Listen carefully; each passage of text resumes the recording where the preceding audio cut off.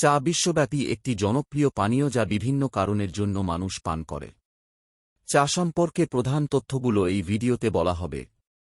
ঘুম তাড়াতে, স্বাস্থ্য সচেতনতা, সামাজিকতা এবং অভ্যাসের কারণে মানুষ চা পান করে। চা পান মস্তিষ্কের স্বাস্থ্য রক্ষা এবং হার্টের স্বাস্থ্যের উন্নতিতে সহায়ক। প্রতিদিন 2 থেকে 3 কাপ ব্ল্যাক টি পান করলে মৃত্যুর ঝুঁকি 9 থেকে 13% পর্যন্ত কমে।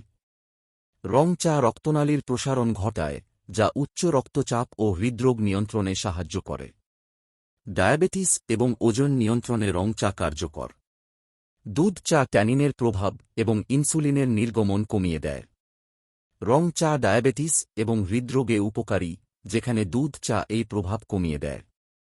চা খাওয়ার সময় এবং উপাদানগুলি মেটাবলিজমকে প্রভাবিত করে। দুধ ও চিনি মেশালে চায়ের পুষ্টিগুণ পরিবর্তিত হয় এবং স্বাস্থ্য সমস্যা সৃষ্টি হতে পারে।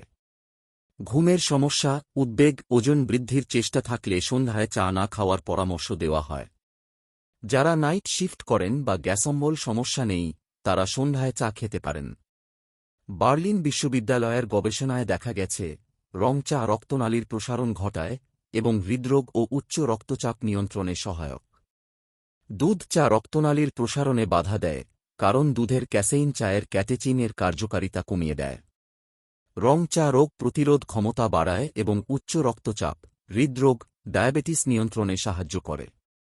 অতিরিক্ত চিনি বা দুধ মেশালে চায়ের ঔষধি গুণাগুণ নষ্ট হতে পারে এবং হজমের সমস্যা সৃষ্টি হতে পারে। রং চা স্বাস্থ্যের জন্য দুধ চা থেকে অনেক বেশি উপকারী।